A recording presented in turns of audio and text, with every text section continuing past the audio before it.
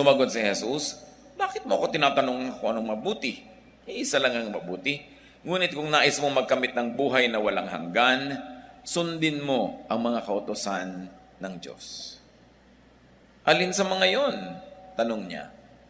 Sumagot si Jesus, yung huwag kang papatay, huwag kang mangangalunya, huwag kang magnakaw, huwag kang sasaksin ng walang katotohanan, igalang mo ang iyong ama't ina, at ibigin mo ang iyong kapwa gaya ng pag-ibig mo sa iyong sarili. Sinabi ng binata, tinutupad ko na po ang lahat ng yan. Ano pa po ang dapat kong gawin? Sumagot si Jesus, kung ibig mo maging ganap, ipagbili mo ang lahat ng iyong ari-arian at ipamahagi sa mga mahihirap ang pinagbilhan at magkakaroon ka ng kayamanan sa langit. Pagkatapos, bumalik ka at sumunod ka sa akin. Pagkarinig nito, malungkot na umalis ang binata sapagkat siya'y napakayaman. Sinabi ni Jesus sa kanyang mga alagad, tandaan ninyo, napakahirap sa isang mayaman ang makapasok sa kaharian ng langit. Inuulit ko, mas madali pang makadaan sa butas ng karayom ang isang kamelyo kaysa makapasok sa kaharian ng Diyos ang isang mayaman. Nagtaka mga alagad nang marinig ito, kaya't naitanong nila, kung gayon, sino po ang maliligtas? Tiningnan sila ni Jesus at sinabi, hindi ito magagawa ng tao, ngunit magagawa ng Diyos ang lahat ng bagay. Kadawa, pagpalain tayo ng Panginoon ng karunungan na maarok ang mga malalalim na katuruan dito. Matthew 9:16, a man came to Jesus and asked, Teacher, what good thing must I do to have eternal life? So ang issue niya, eternal life. Sinabi sa Tagalog, buhay na walang hanggan. Eternal life, naturally, superficially and instantly means life after death.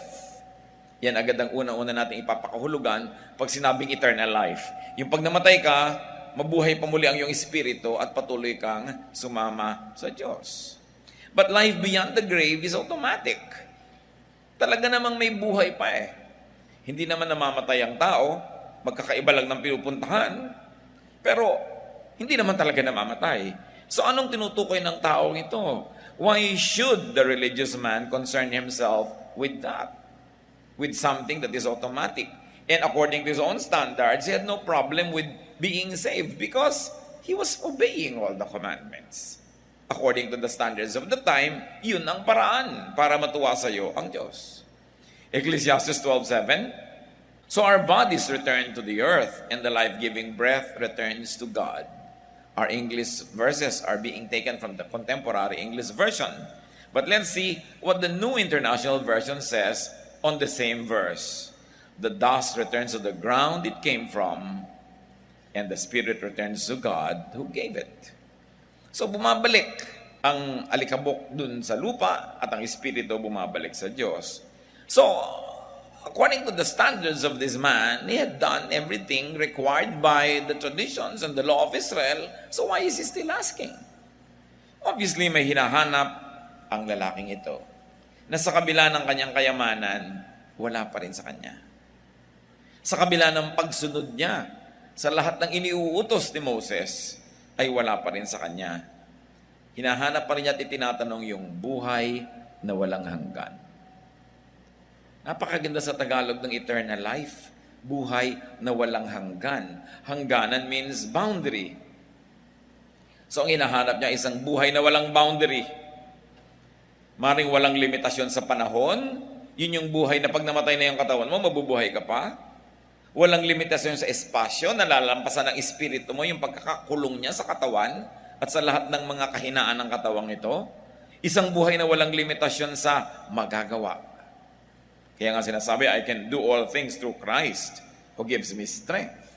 Because when you listen to your normal and natural limitation, there are many things you cannot do. In other words, the man was looking for a boundless life. Buhay na walang bakod, walang harang, walang tali, walang sagabal. A life that is timeless and spaceless and transcendent. Nalalampasan yung hindi kayang lampasan ng karaniwang tao.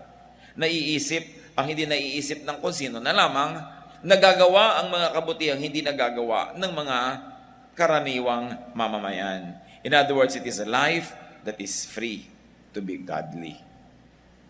Nakakaramdam ba tayo ng ganong kalayaan that we are free to be godly? Yung gusto mong gumawa ng isang mabuting bagay at nagagawa mo naman talaga. Hindi yung pag may gusto kang gawin ang kalaban mong unang-una, sarili mo na rin. Kasi kung gusto kong gawin ito, pero pag ginawa ko naman to, paano naman ako? Kawawa naman ako, baka naman, etc., etc., etc. So hindi malaya yung tao na gumawa. May mga taong gusto maglingkod sa Diyos pero hindi malaya. Paano naman ako laging maglilingkod? Laging may meeting, may practice, may ganito. Marami pa akong gagawin sa buhay. Marami kong dapat asikasuhin. So gustong gumawa ng maganda pero hindi magawa. Nakakulong, nakatali, nakabilanggo. Anong hinahanap ng tao? Sinunod na niya yung mga utos. Hindi naman sinabi ni Jesus, binobola mo naman ako, hindi mo naman sinunod Hindi naman siya kinontra. Sinusunod daw niya. Tapos ang yaman-yaman niya, ano pang gusto niya? He was looking for eternal life. Could he be looking for life in the spirit and not only in the body? Yung nararamdaman niya na yung espiritu niya buhay, hindi lang meron siyang relihiyon, meron siyang pinaniniwalaan, meron siyang membership, meron siyang attendance sa church, kundi ramdam niya, buhay yung espiritu sa kanyang puso. At yung buhay na ipinapamuhay niya, isang buhay na bagamat narito sa katawan, ay isang buhay na lampas sa katawan. Nalalampasan yung desires, nalalampasan yung selfishness, nalalampasan ang mga takot. Maraming nararating. Galatians 5:16-17, if you are guided by the Spirit, you won't obey your selfish desires. The Spirit and your desires are enemies of each other. They are always fighting each other and keeping you from doing what you feel you should. So kung tayo may Biblia, may alam sa Biblia, naniniwala sa Biblia, sa salita ng Diyos, pero hindi mo magawa-gawa at yung kabaligtaran ng ginagawa mo, your life is not a life in the Spirit. It is a life in the flesh. Pero dahil may nakatanim na Espiritu sa iyo, nakatanim na salita ng Diyos, alam mo kung ano yung kulang. Alam mo kung ano yung mali, alam mo kung ano yung lihis. At maaaring itong hinahanap ng taong ito. Kaya sa kabila ng pagsunod niya sa lahat ng mga religious teachings, at sa kabila ng kayamanan niya dito sa lupa, sa katawan, may hinahanap. Could the man be being bothered by this conflict? That what he likes to do and what he does are two different things? And he's looking for this boundlessness, yung kawalang hanggan? Ang tinutukoy lang ba niya ay yung buhay pag namatay na ang katawan o yung buhay habang nandito sa katawan na ito, pero parang hindi mo nararamdaman naman na may buhay ka? Para ka lang nag-i-exist but you don't have a life. Kaya yung isinisigaw ng mga Pilipinong mabuhay, napakagandang greetings. Don't just live, get a life. Don't just be a Christian, be on fire with the Spirit. Don't just be a believer of God, be somebody who is able to do what God wants you to do and what your spirit wants to do but your body doesn't want to do. Anong hinahanap niya? Spiritual life while in the body. Totoo naman, may spiritual life ang mga believers after the body decays and after the body dies. Pero paano yung spiritual life while here, now? Sabi ng Panginoong Jesus, I came that you might have life and have it to the full, to have it abundantly. Hindi lang in the next life, but here also. Romans 12:1, dear friends, God is good. So I beg you to offer your bodies to Him as a living sacrifice, pure and pleasing. That's the most sensible way to serve God. Ano daw ang pinakamaayos sa paraan ng paglilingkod? Na yung katawan mo, ibigay mo sa Diyos bilang buhay, hindi bilang patay na handog. Na pinaglilingkuran mo ang Diyos sa pagsasalita, sa pagkilos, sa paggawa, sa pag-iisip, habang buhay ka. By going through the motions of life, you serve God in every phase of everything you do as a living person. So yan ang pinakamatahimik, pinakamatalino at pinakatamang paglilingkod. Na si Kristo, na wala ngayong katawan dito sa lupa, makakilos sa pamamagitan ng katawan mo. Kaya ikaw ang katawan ni Kristo. Di ba yun ang church? Katawan ni Kristo. Ikaw ang templo ng Espiritu. Ibig sabihin, nakatira sa iyo yung Espiritu. So yung Espiritong invisible, dahil sa iyo, nagiging visible sa iba. Yung espiritu na inaudible because of you when you speak, para na rin nadidinig nila ang espiritu. Si Kristo ngayon na walang physical na kamay, dahil sa kamay mo, sa tinutulungan mo, ginagawa mo, nararamdaman ng iba yung pag-ibig, haplos, tulong, pag-akay ni Jesus. Because you are a living sacrifice. By being a living sacrifice, you forgo of your own life and you let the life of Christ be in you. Kaya sinasabi natin, Christ lives in me.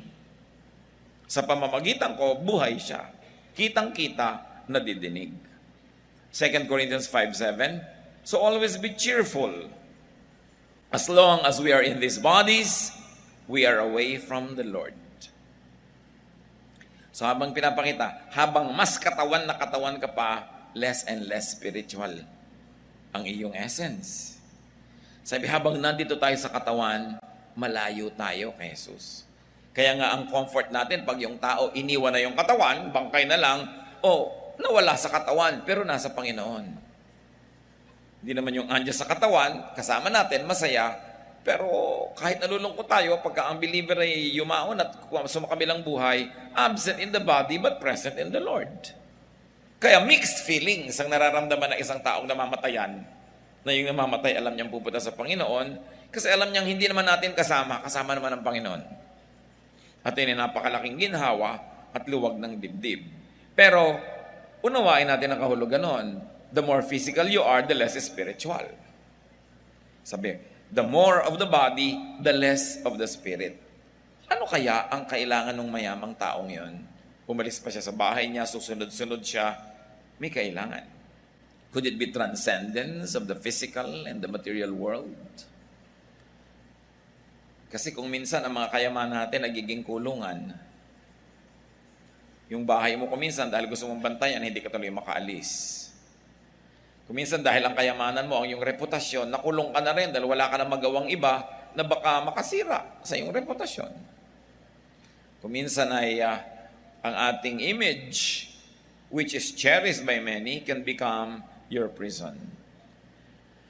Ang ibon daw, sabi, ibon man may layang lumipad. Pag kinulong mo, gustong makaalpas. Lalo naman ang espiritu ng tao. Paano ngayon pag ang espiritu ng tao ay nakakulong? Nakulong ka ng pride. Gusto mong sabihin sa anak mo o kung kanino man na mahal kita, I love you, hindi mo magawa kasi yung pride mo won't allow you. Gusto mo makipagkasundo sa taong kaaway mo, hindi mo magawa because your pride is your prison. Gusto mo halimbawang maglingkod, gumawa ng maraming bagay pero mahiyain ka, kinulong ka na ng iyong pagiging mahiyain. Marami tayong kulungan. Kinukulong tayo ng ating gender, kinukulong tayo ng ating social position, kinukulong ka ng job description mo. Ang daming kulungan. Ano kaya ang kulungan nitong mayaman na ito? Naghahanap pa siya ng tunay na walang hanggan na buhay kasi nakakaramdam siya ng maraming hangganan, maraming bakod, maraming pampaliit ng kanyang mundo. 1 Corinthians 15:50, my friends, I want you to know that our bodies of flesh and blood will decay. This means that they cannot share in God's kingdom, which lasts forever. So, sabi, ang katawan na yan, mabubulok. At dahil mabubulok, hindi yan pwedeng makihalubilo, makisama at makipag-isa sa Diyos habang panahon. So, hindi rin natin dapat sobrang ipagluksa. Ang katawan ay nabubulok. Doon talaga yung patungo. At hinding-hindi ka makakalapit ng lubos sa Panginoon habang nakasuot pa yung katawan na yan. Kaya pag tumatanda na yung tao, kuminsan siya nalulungkot, tumatanda na ako, lumalabo na yung mata ko, humihina ang aking tuhod, nagkakaroon ako ng mga sakit. Kasi kung hindi ka naman mangyayari yun, paano ka naman mamamatay? Diba? Paano ka makakalaya? Di nandiyan ka na lang. Hindi ka makakaalis dyan. Kaya kuminsan nga, pag sobrang lusog mo, tapos 110 ka na, nag-aalala ka na rin. Paano kaya ako mamamatay? Di ba? So, pagka nangyayari yon, pagamat may temporary disadvantage, ipinagpapasalamat mo na sabi mo, ay, naku, gumagraduate na yung espiritu ko. Bibigay na yung katawan na to, malapit na.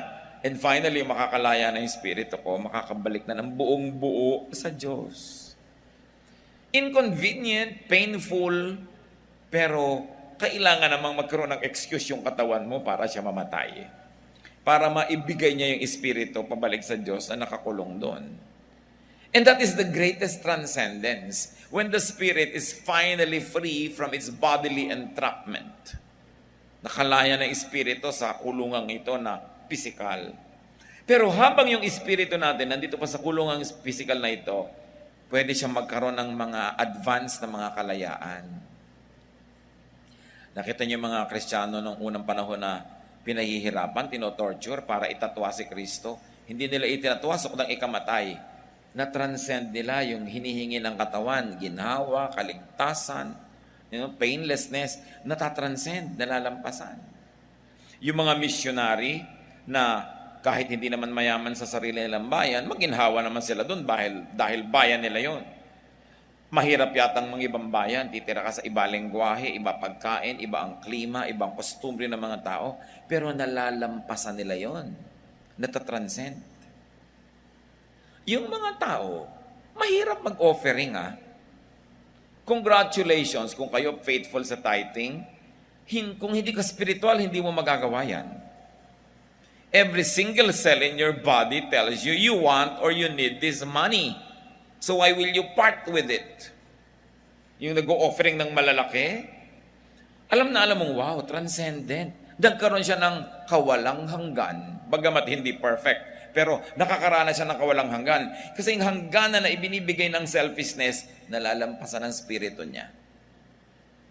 Nakikita niyo yung babaeng balo na kahuli-hulihan na niyang barya, ibinigay pa niya doon sa temple. Sabi ni Lord, she gave the most because she gave everything.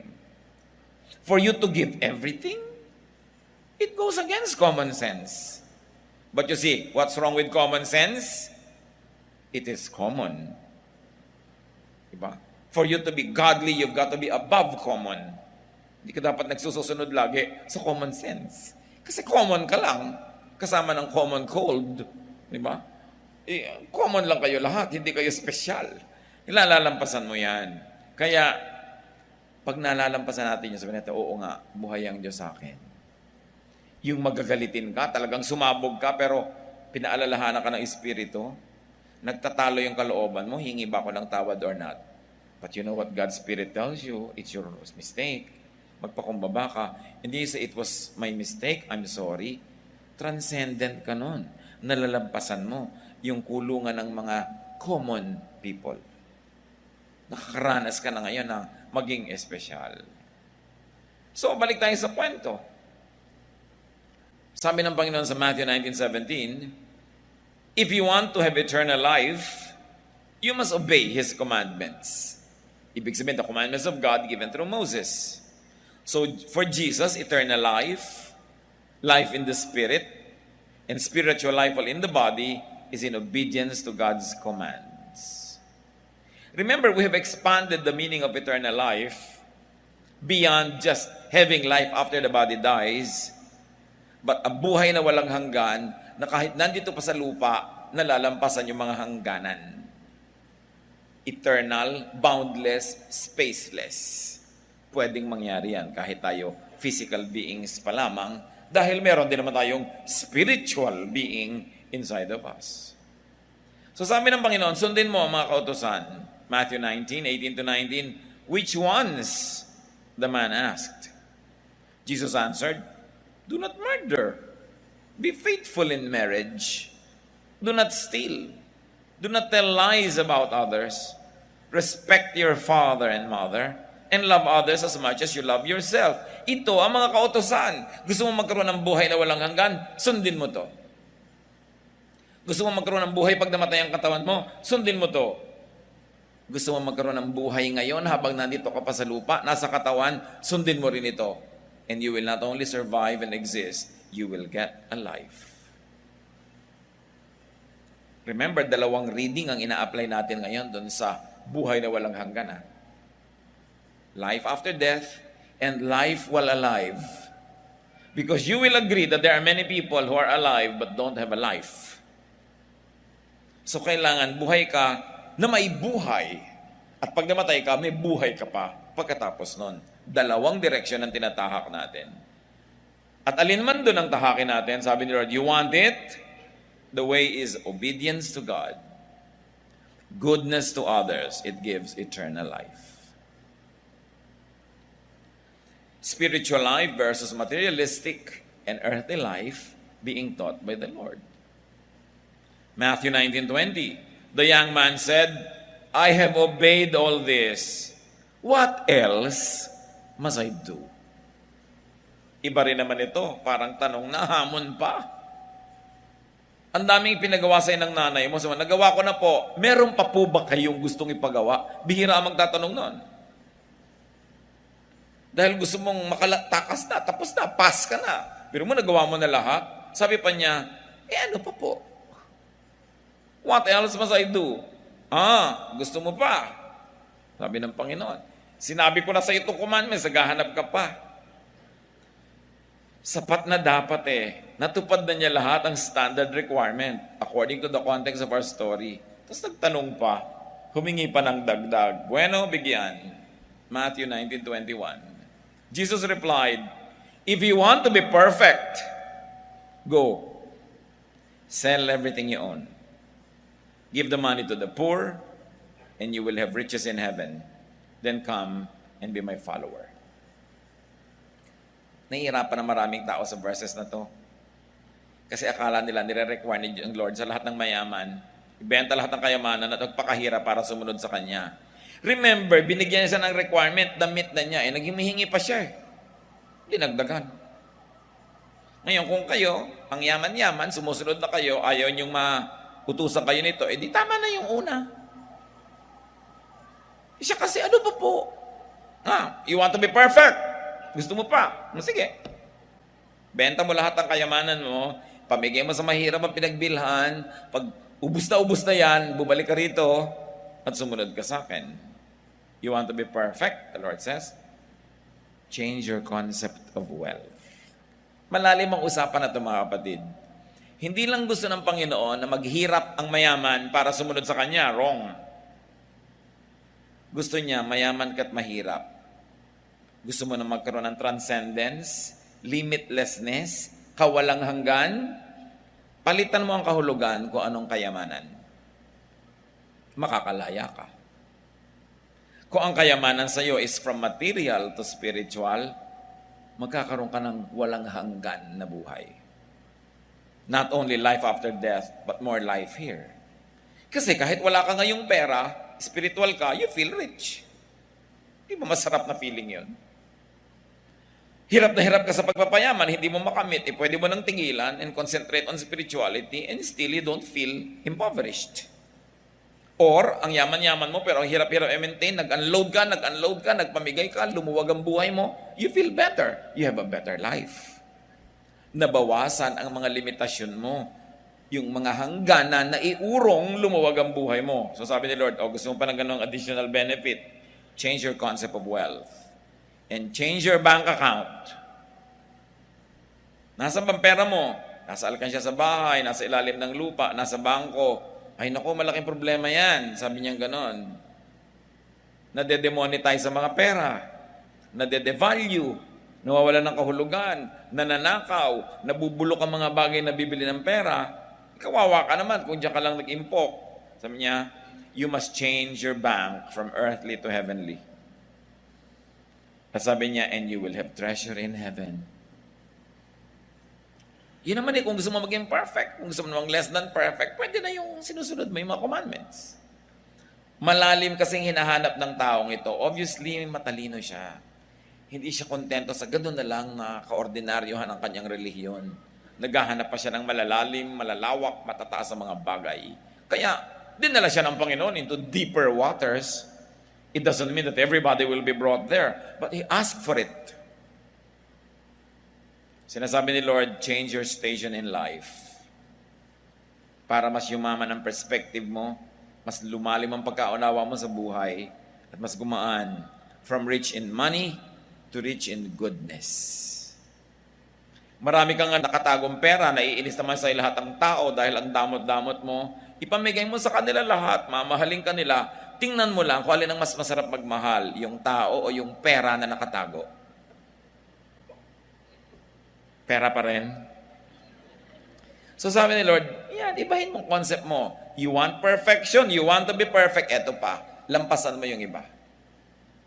Change your affiliation from an independent businessman to my disciple. Gusto mo yun? Sabi ni Lord. Hindi ka naman pwede na mag-maintain ng mga kayamanan mo, tapos disciple kita. Ito yung meron tayong mission. Hindi ka pwede may meeting. Hindi ka pwede may overtime. Hindi ka pwede may delivery. Hindi ka pwede may production. Kailangan bitawan mo lahat yan para ka maging disciple ko. Alam nyo, sa biglang tingin, lalo kung ngayon mismo kayo tinatawag na disciple, bibitawan mo lahat, susunod ka, parang ang hirap gawin. Pero pag pinalayo mo yung paningin, tulad yan, binabalikan natin yung kwento, mahigit 2,000 taon na lumipas, dumadali ang desisyon. I won't ask for a show of hands, pero sino sa inyo magsasabing, mali naman ang desisyon ng lalaki, pinili yung kayamanan niya kaysa maging disciple. Ask na nga ako, sino nagsasabing mali yung desisyon na yun? Wala. Sino sa inyo ang magsasabing mali yung desisyon, dapat nag-disciple na lang siya? Who really thinks so? Huh? Bakit parang nahihiya kayong itaas? Okay? Alam natin. Alam niyo kung ba't madali nang isipin yan? Kasi malayo na yung panahon eh. Pag malapit kasi nakakalito. If this man did not go back to Christ and held on tenaciously to his money, he would have died. Maybe 10, 15, 20, 30, 50, 60, 70 years later. But nevertheless, he would have died. Right? At kung siya napunta sa impyerno, mga kapatid, 2,000 taon na siya doon. Mananatili pa siya doon in the next 2,000 years, in the next 2 million years, in the next 2 trillion years, forever. Kaya sabi niyo ngayon, madaling makita ko anong mahalaga pag inilayo mong pananaw. What is not important 10,000 years from now is not important. What is important is that which lasts forever. And that is the kingdom of God, the reign of God in your heart, the Spirit of God living in you. Treasures in eternity, not treasures on earth. Pero pag lumapit ka, yung ngayon mismo, mahirap bitawan yan. Kaya tinuturo sa atin yung kasaysayan. Yung perspective of time gives you a lot more intelligence to make a good choice. That's why you learn from history. You learn from what happened in the past. The Lord did not initially require this selling of goods and giving to the poor, but the man asked for more. Those who seek for more will definitely get more from the Lord. But to whom much is given, much is required. Yung ibinibigay ng Panginoon sa kanya, discipleship, is there anything nicer or greater than that? Pero malaki din yung kapalit. Bitawan mo lahat yung hawak mo. Remember, it's not being asked of everybody, but he asked for it. Sila Peter, sabi ni Lord, come and follow me. Pagtigil ng bangka nila sa pampang, iniwan nilang isda, ang lambat, ang bangka, sumunod sila kay Jesus. Sabi nila kay Lord, Lord, we have left everything to follow you. Up till now, we talk about these guys. And we still talk about the guy that left sad. Buong lungkot, nakayuko, na umalis ang taong ito kasi hindi niya maatim na sundin yung ipinagawa sa kanya. Anong malay mo kung pagliko niya sa kabilang kanto, may nang hold up na sa kanya at pinatay na siya? Na-enjoy pa niya kayang-kayamanan na yon. Napilit niyang iginiit na ang kinin. Imbes bitawan para yung kamay niya lumuwag at makahawak siya sa Panginoon. Matthew 19:22. When the young man heard this, he was sad because he was very rich. Isipin mo, aalukin ka ng Panginoon na sumunod sa Kanya, lungkot ang nararamdaman mo, imbes saya, kasi hindi niya mabitawan.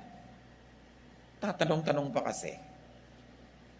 Matthew 19:23-24. Jesus said to His disciples, papaliit ng papaliit yung lalaking lumalayo.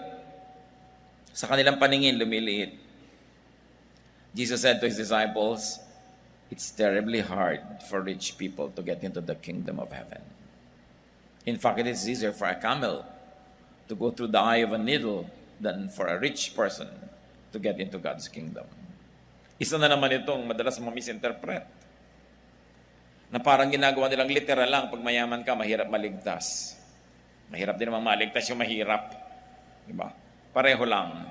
But what Jesus was trying to say is that it's terribly hard for rich, or for proud, or selfish, or anxious, or materialistic, or idolatrous people to get into the kingdom of heaven. Bakit naging idolatry ang topic? Diyos na ng tao yung pera niya. Mahirap bang isipin? Ito ang anak ng Diyos, kilala naman niya, kaya siya lumapit. Tinatawag ka, sumama ka sa akin, itong gawin mo, tinanggihan niya, kasi may iba siyang Diyos. Kaya sinasabi sa Bible, you cannot serve God and money. It doesn't mean that if you are serving God or you love God, you will not have money anymore. But you should know, pag kailangan kang pumili, alam mo dapat ang pinipili mo, hindi ka nalilito. Magsisilbi ka, meron kang ministry, mahalaga yung ministry mo, tapos may racket ka, malaki yung kita mo. Dapat ka bang malito? Go back to this man. Sabi niya, give it up and follow me. Ano bang mahalaga sa'yo? Madali kasing sabihan na yung taong ito mali. Kasi hinilalayo natin sa sarili natin. At pag iba yung tao, madaling i-condemn. Pag ikaw na, i-condemn mo pa ba yun?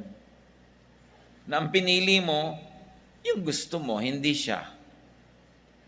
May inuutos sa yung alam mong tamang gawin, pinipili mo gawin yung mali, kasi yun ang masarap, yun ang gusto mo. Alam mo na, katulad ka ng taong ito, katulad ako ng taong yan, pag ganyan ang ginagawa kong desisyon. Kaya natin siya pinag-aaralan, kasi tayo siya. Kung hindi naman tayo siya, anong pakialam natin, ba't natin pag-aaralan? Marami tayong mga bagay na ayaw natin ibigay kay Lord kahit tinihingi niya. Mas mamatamisin natin na malungkot, mag-grieve. Iba, nag-grieve po ako, pastor, dahil hindi po ako nakakapag-serve. Di mag-serve ka, ang arte-arte mo, nag-grieve ka dyan, tapos hindi ka mag-serve. Kaya mo lang sinasabi sa akin yan, para sabihin kung okay lang sis, huwag ka mag-grieve. Mag-grieve ka talaga. Alam mo pala eh. Diba? Yung iba, nag-ako lang para i-comfort mo. Alam mo naman kung anong dapat. If it's not important 2,000 years from now, it's not important. Because at the end of this life, only what is done for God will last. Yung ginagawa mo lang para sa kaharian ng Diyos ang mananatili kapag ang lahat ng ito'y tapos na. Kasi yung kaharian lang naman ng Diyos ang mananatiling nakatayo. So yung ininvest mo doon, inilagay mo doon, yung quality ng work mo doon, forever. Yung kung ano-ano dyan, yung mga award nga sino sa inyo napakarami mga award trophy, hindi po na iuwi sa bahay, nagsisimula ng mga team. Yung akala mo mga ginto-gintong trophy na yan, mamaya kinakalakalawang na, kakandaluma-luma na, hindi naman talaga nagtatagal. Kahit mga premium pera, kahit na perang kinikita, wala't wala rin. Ang talagang tunay na magtatagal, yung ginagawa mo para kay Kristo. Para sa Diyos, para sa kaharian ng langit. At yung kaharian na yun, mga kapatid, hindi lang yung kaharian doon sa mga ulap-ulap. Yung kaharian ng Diyos na nasa puso mo. Pag may ginagawa ka para sa kaharian ng Diyos, yung kaharian nasan ba? Di ba nasa puso mo? So ikaw ang nakikinabang. Pag pinapalaki mo yung kaharian na yon, ikaw ang nakikinabang. Pag pinapalakas mo yon, pag pinaglilingkuran mo yon, ikaw ang nakikinabang because the kingdom of God is within you. It is not outside of you. Pag ang kaharian ng Diyos ay pinagkaitan mo, pinagdamutan, ikaw din ang malulugi. Because the kingdom is in you. Paano mo pwedeng tikisin yun na hindi ikaw ang nalulugi? Kaya dapat lang malinaw na pag-iisip, huwag tayong nadaraya. Money, the search for it, fame, romance, anything can be an idol. At tumatalikod tayo sa Diyos, kumisan dahil doon. It's terribly hard for anyone who has a God to enter heaven. Kasi sa heaven, isa lang ang God. Hindi pwedeng bit-bit mo yung God mo, tapos papasok ka doon. So yung iba, dahil hindi nila mabit-bit papasok, hindi na lang sila pumapasok. Bad choice. And what is heaven but God's kingdom and rule in our hearts? Heaven can also mean godly servanthood, and very importantly, Heaven can mean peace. Pagpayapa ang loob mo, mga kapatid, heaven yon. Embassy of heaven, advanced party ng heaven, sample of heaven. Kung sa palagay nyo ba, payapa at tahimik tiwasay yung lalaking ito, maghahabol pa kay Jesus, magtatanong pa? Hindi siguro. May bagabag, mayroong problema, meron siyang hindi mapakaling espiritu. Kaya naghahanap.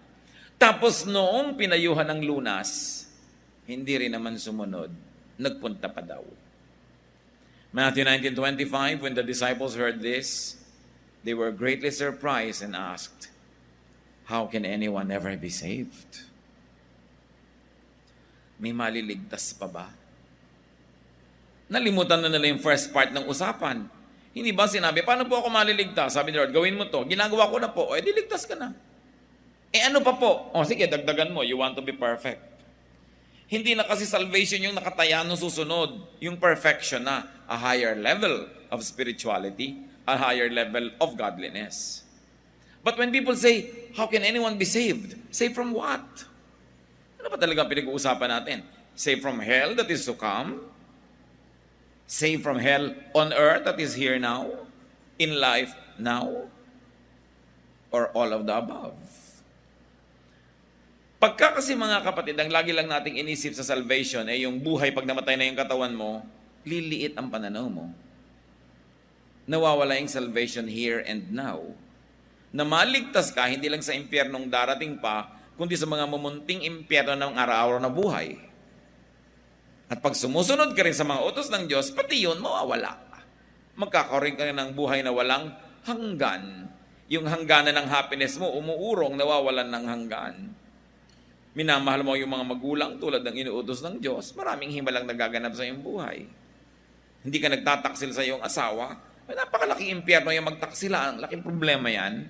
Yung inililihim-lihim mo, tinatago-tago mo, gusto mo magkaroon ng sideline para yung kita mo na alam ng misis mo, buong-buong maibigay mo sa kanya at magkaroon ka ng extra pambigay naman kay isa pa. Diba? Hindi naman siya madali.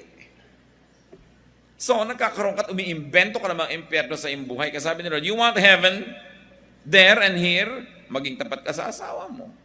Igalang mo ang iyong ama at ina. Sumunod ka sa mga kautusan ng Diyos, makita mo matitikman mong langit kahit buhay ka pa.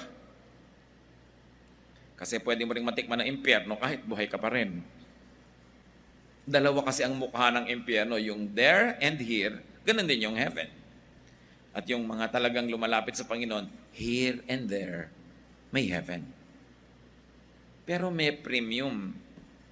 Merong kang isasakripisyo. Because you cannot have everything. Matthew 19:26, Jesus looked straight at them and said, "These are some things that people cannot do, but God can do anything." Ibig sabihin ng Panginoon, pinoproblema nyo kung paano maliligtas sa impyerno ngayon at sa impyerno doon. Paano magkakaroon ng buhay na walang hanggan dito at doon. Tapos sinasabi nyo, unachievable, impossible, hindi pala magagawa ng tao. So niya, oo nga, pero magagawa ng Diyos. So ibinalik pa rin sa Diyos ang usapan. Magtiwala ka at siya ang gagawa. Ang hinihingi lang natin sa atin ng Diyos, mga kapatid, hindi naman performance, faith. But of course, faith that performs because it believes. Pero a performance that is never perfect, performance na kulang at kulang, pinaperfect na lang ng pag-ibig ng Diyos. Pero dapat naman, bibigyan mo ang Diyos ng pe-perfecten, hindi ka zero. May ibig ka, naglilingkod ka, nagsasakripisyo ka up to a point, at yung kulang mo, pinupuno ng pag-ibig ng Diyos. Sabi niya, hindi nyo talaga kaya yan. Diyos ang gagawa. Sa ipagkatiwala. Pero, gawin mo ang kaya mo. Kasi may magagawa ka naman, hindi naman lahat, hindi mo pwedeng gawin. With God, everything is possible. No, why did the man ask for more? Maybe he still felt inadequate. Maybe may kulang. Ano ang kulang sa atin? Kailangan natin ng Diyos. Kaya nga pag ang tao maraming problema, dumadala sa mag-church. Humahaba ang mga dasal. Lalo't nanganganib ang buhay. Subukan nyo na napakasaya, napakaginhawa, umiiksi yung mga dasal. No? Kakalimot sa mga tungkulin. May kulang ka, kaya nga lumalapit sa Diyos. Kaya yung taong yan lumapit. Kaya tayo, mga nag-church, mga kapatiran, mga umate ng mga Bible study, we should be compassionate to one another. Pag may dumadating, huwag yung kinikriticize mo kung ano sinasabi mo. Sabi mo, ano kaya ang pinagdaanan ng taong itong nilampasan para lang makarating ngayon? Ano kaya ang pinagtagumpayan niya? May pamasahe kaya siya o wala? Gumawa lang ng paraan. Pinipigil ba ng asawa ito? Nagtago lang tumakas? Pinipigil ng magulang? May sakit ba? Siya? May sakit ba yung mga mahal niya sa buhay? Nagkakasunog kaya sa kanila nung umalis siya pero umalis pa rin para mag-church?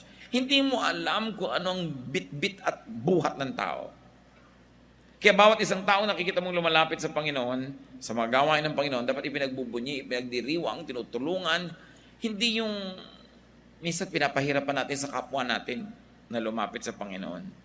Kasi lahat tayo may pagkukulang. At ang maganda doon, iba-iba man ang pagkukulang natin, isa lang ang sagot, ang Panginoon. Siya pa rin. Wala namang iba.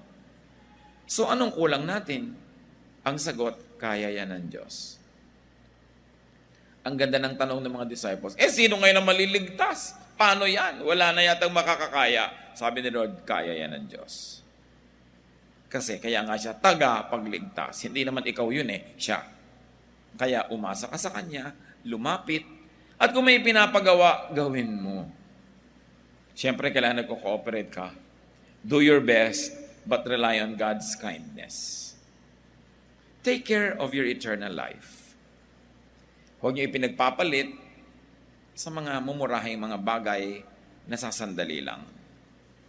You want your eternal life in heaven, but you also take care of your other eternal life, your life here. Yung kawalang hanggan, kahit nandito sa mundo na maraming hangganan.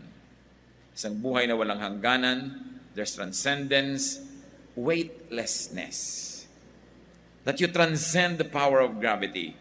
That's when you have heaven on earth.